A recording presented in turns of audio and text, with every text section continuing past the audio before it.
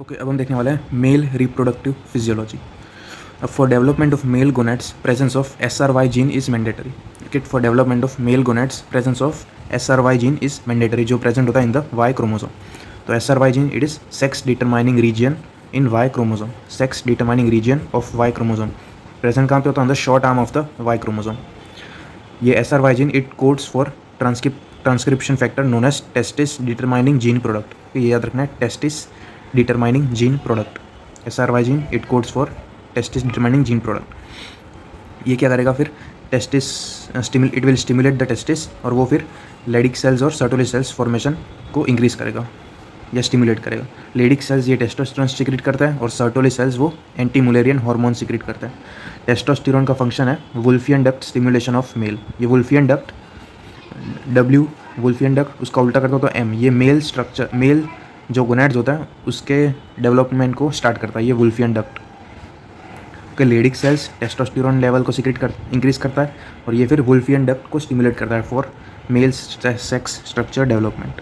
उसके बाद Sertoli cells secrete करता है एंटी मुलेरियन हार्मोन. ये इनहिबिट करता है मुलेरियन डेरिवेटिव ऑफ फीमेल. मतलब जो मुलेरियन डक्ट्स होता है जिससे फीमेल जेनरल ट्रैक्ट्स डेवलप होते हैं, उसे ये सप्रेस करता है. एंटी मुलेरियन हार्मोन सप्रेस करता है मुलेरियन डक्ट्स को, ताकि suppression of female development of female structures वो इनहिबिट हो. अगर ये SRY जीन एब्सेंट हुआ तो जो चाइल्ड है it will develop into female.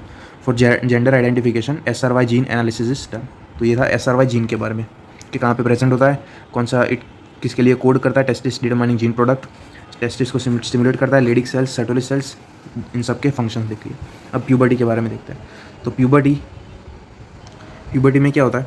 जो हाइपोथैलेमस होता है वो एक हार्मोन सिक्रीट करता है, गोनाडोट्रोपिन रिलीजिंग हार्मोन. कि हाइपोथैलेमस कंटिन्यूसली एक हार्मोन सिक्रीट करता है, गोनाडोट्रोपिन रिलीजिंग हार्मोन. अब ये कंटिन्यूस मैनर में सिक्रीट होता रहता है. तो ये क्या करता है? जो FSH एंड LH होते हैं, जो गोनाडोट्रोपिन्स होते हैं, उन्हें ये सप्रेस करता है. कंटिन्यूस रिलीज की वजह से ये FSH एंड LH वो सप्रेस होते हैं, इनकी जो रिलीज होती है वो इनहिबिट होती है.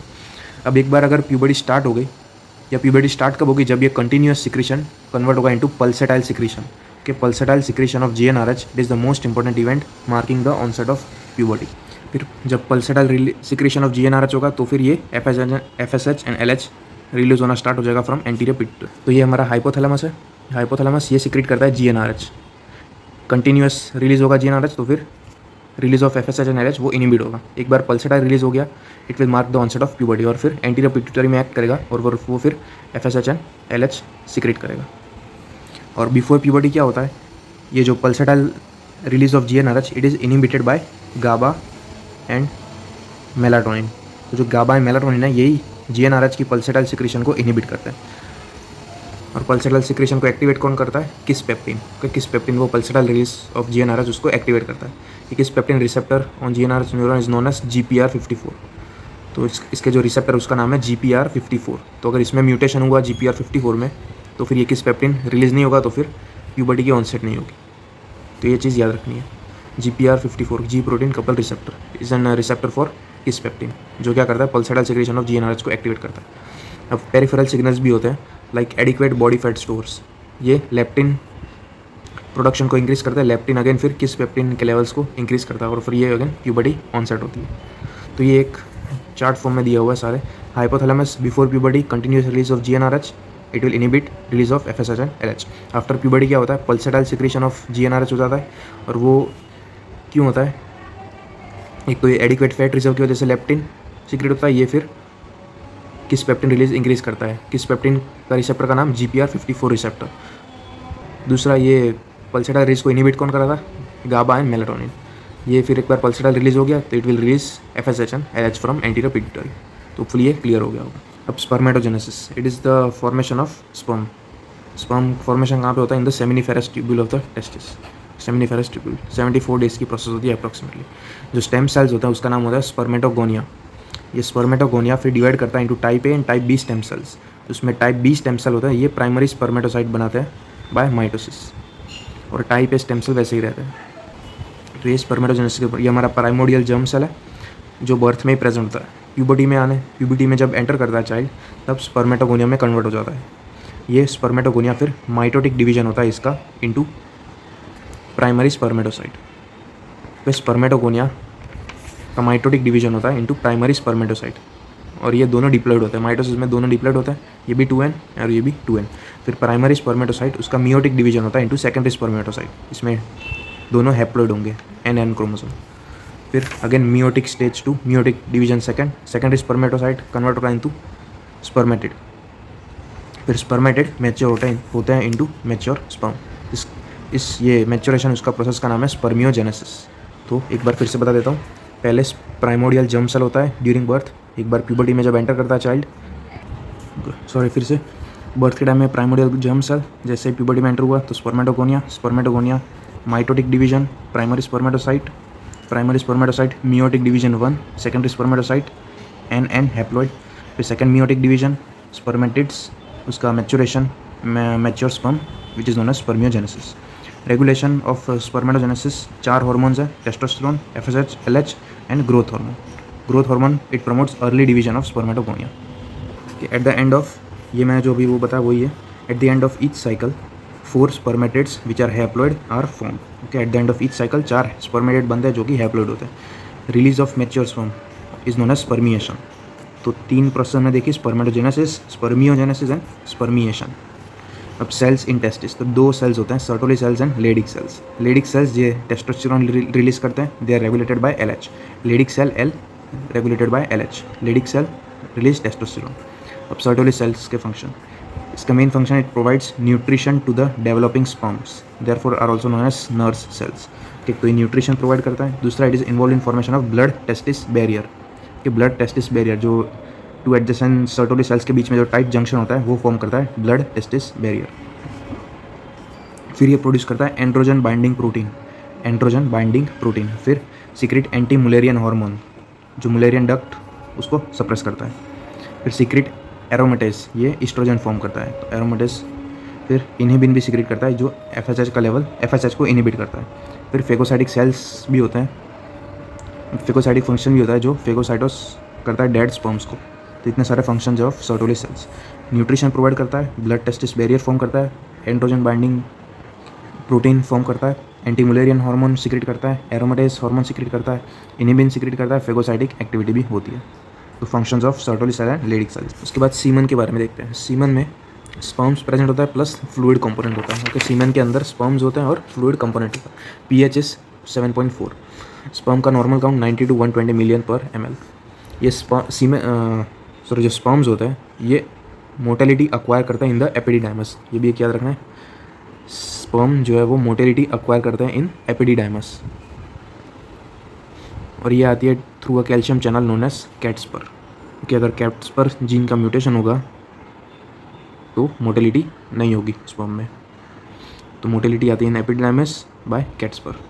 फिर एक तो मोटेलिटी हो गई, दूसरी चीज़ है कैपेसिटेशन। कैपेसिटेशन का मतलब जो स्पर्म, सपोज ये स्पर्म है, उसकी टेल, ये उसका नेक, यहाँ पे एक्रोजोम होता है, ये उसका हेड, यहाँ पे एक्रोजोम होता है, ये वाले पोर्शन में चेंजेस आता है जिसे कहते हैं capacitation. It undergoes acrosome reaction. ये इसलिए होता है ताकि जो फीमेल ओवम होता है उसकी जो आउटर लेयर होती है जोना पेलुसिडा, उसको पेनिट्रेट कर सके और ओवम को फर्टिलाइज कर सके।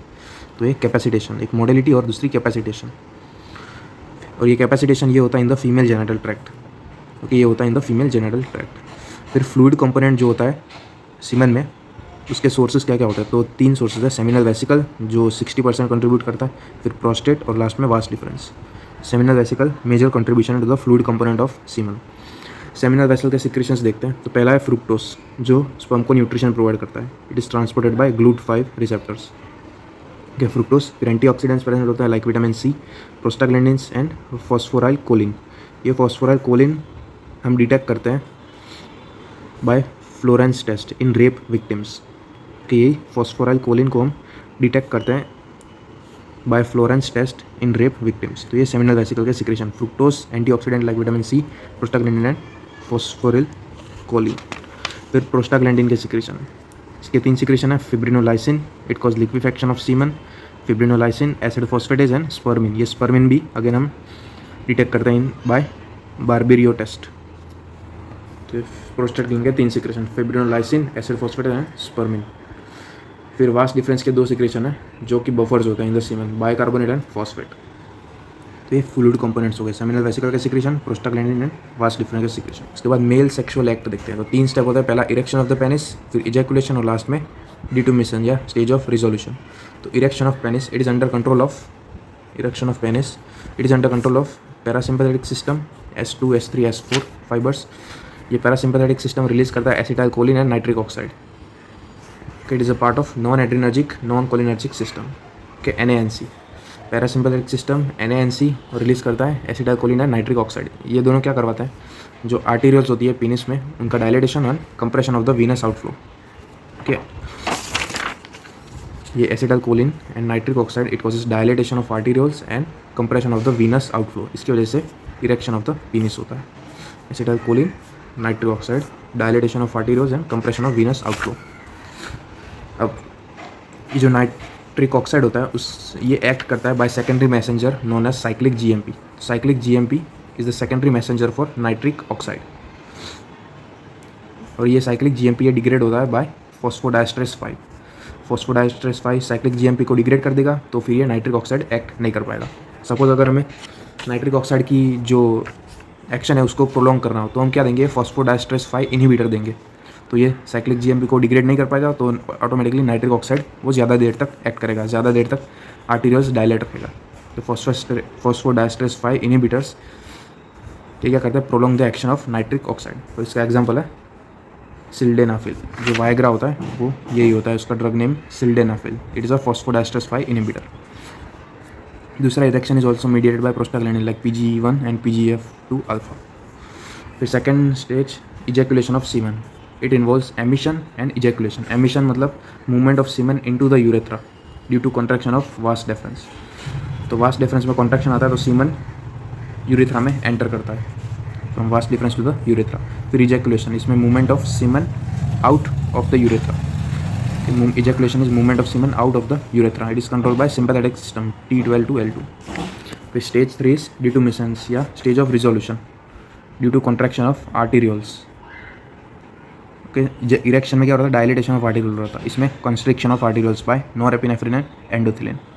तो ये male sexual act 3 phases, erection of penis, इसमें पैरासिम्पैथेटिक, ये इतनी चीज़ें याद रखनी है, ejaculation of semen and last में डिटोमिशंस। अब रेगुलेशन ऑफ मेल रिप्रोडक्शन, तो 2 सेल 2 गोनाडोट्रोपिन मॉडल, इसमें हाइपोथैलेमस सीक्रेट करता है GnRH, एंटीट्यूड पिट्यूटरी में एक्ट करता है ये LH एंड FSH सीक्रेट करता है। LH एक्ट करता है ऑन द लेडिक सेल, ये टेस्टोस्टेरोन सीक्रेट करता है। टेस्टोस्टेरोन फिर नेगेटिव फीडबैक से LH को सप्रेस कर देता है। फिर FSH एक्ट करता है ऑन द सर्टोली सेल, ये फिर इनिबिन रिलीज करता है और इनिबिन अगेन नेगेटिव फीडबैक से FSH को सप्रेस कर देता है। फिर हार्मोन्स मेन जो है वो testosterone. Testosterone is major male sex steroid, receptor is androgen receptor. ये सर्कुलेशन में it is bound by SHBG, sex hormone binding globulin. Sex hormone binding globulin के साथ ये टेस्टोस्टेरोन बाउंड रहता है। 65% of circulating testosterone binds to SHBG and 35% of oestrogen. तो in short SHBG, sex hormone binding globulin, 65% testosterone से bind होता है और 35% एस्ट्रोजन से बाइंड होता है। Fall in SHBG levels indicate करता है टेस्टोस्टेरोन इज अफेक्टेड मोर, क्योंकि ज़्यादा SHBG वो टेस्टोस्टेरोन से बाइंड है। तो अगर इसमें इसके लेवल में फॉल आएगा तो फिर टेस्टोस्टेरोन बाइंडिंग वो भी कम हो जाएगी। एक्शन ऑफ टेस्टोस्टेरोन वो देखते हैं। तो ये during development Leydig cells secret करते हैं टेस्टोस्टेरोन, ये फिर वुल्फियन स्टिमुलेशन करवाता है जो फिर डेवलपमेंट ऑफ मेल गोनैड्स करता है। तो ये हो गया Wolffian stimulation, development of male gonad. फिर development of internal genital organs, increase in muscle mass, bone growth and increase in RBC in male. फिर दूसरा है dihydrotestosterone. It is more potent compare to testosterone. Testosterone is converted into dihydrotestosterone by 5-alpha reductase. Okay, testosterone converted into dihydrotestosterone by 5-alpha reductase. ये dihydrotestosterone के level increase होता है during puberty. इसके functions है growth of external genital organ, facial hair growth, temporal recession of hair line, acne development and prostate growth. तो old age में prostate growth देखने को मिलता है, बिनाइन प्रोस्टेट हाइपरप्लेशिया। तो इसमें ये डाईहाइड्रोटेस्टोस्टेरोन का लेवल कुछ ज़्यादा ही होता है।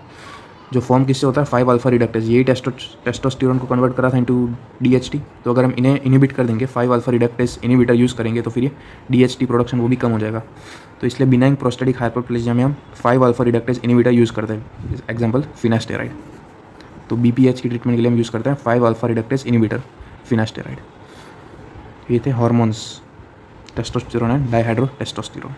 फिर कुछ टर्मिनोलॉजी है। Aspermia means absence of sperm in semen, azoospermia reduce sperm count, necrozoospermia presence of dead sperms, asthenospermia means reduced sperm motility. तो ये टर्मिनोलॉजी याद रखनी है।